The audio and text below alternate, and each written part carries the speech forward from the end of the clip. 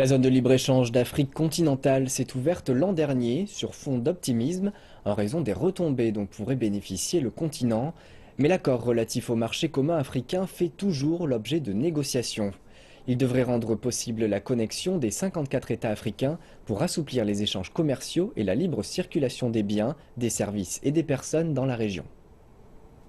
La zone de libre-échange d'Afrique continentale met en reflet une ambition à long terme des dirigeants africains.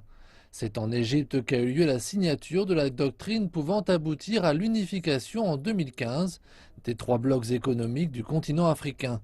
Mais il reste encore de nombreux défis à relever pour que ce projet ambitieux voie le jour. Comme nous manquons de réseaux reliant d'est à l'ouest les pays d'Afrique et le continent, il nous faut les créer. Aéroports et lignes de chemin de fer peuvent être réalisés. Nous devrions utiliser le Nil pour relier 9 pays africains. Il faut que l'on prépare les infrastructures. Il est inimaginable que dans les pays africains dont les ressources sont infinies, les échanges commerciaux du continent n'atteignent que 10%, alors que ceux avec l'Europe représentent 50% du commerce africain total. L'Afrique possède en effet un fort potentiel. Sur ce continent, la croissance économique est plus forte que sur n'importe quel autre continent de la planète. De plus, les États membres profiteront de cette situation unique. Les revenus liés au travail et à l'investissement en Afrique pourraient atteindre chaque année 50 milliards de dollars, ce qui est un trésor qui reste à découvrir. Sur l'ensemble du continent, les investissements égyptiens ne représentent que 7,9 milliards de dollars. Ce montant très faible est consacré aux télécoms, au pétrole, à l'énergie, à l'agriculture et à l'industrie chimique.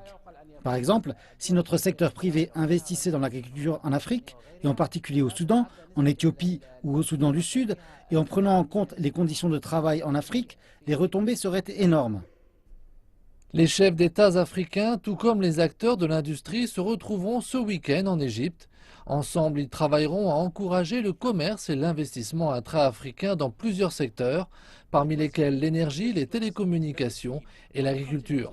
C'est ici même que le rêve d'une zone de libre-échange du continent africain a été ratifié l'an dernier par les dirigeants africains. Cependant, et bien qu'officiellement acceptée, sa mise en place est lente. Avec les rencontres de cette semaine qui se dérouleront à cet endroit, l'espoir d'une accélération du processus renaît.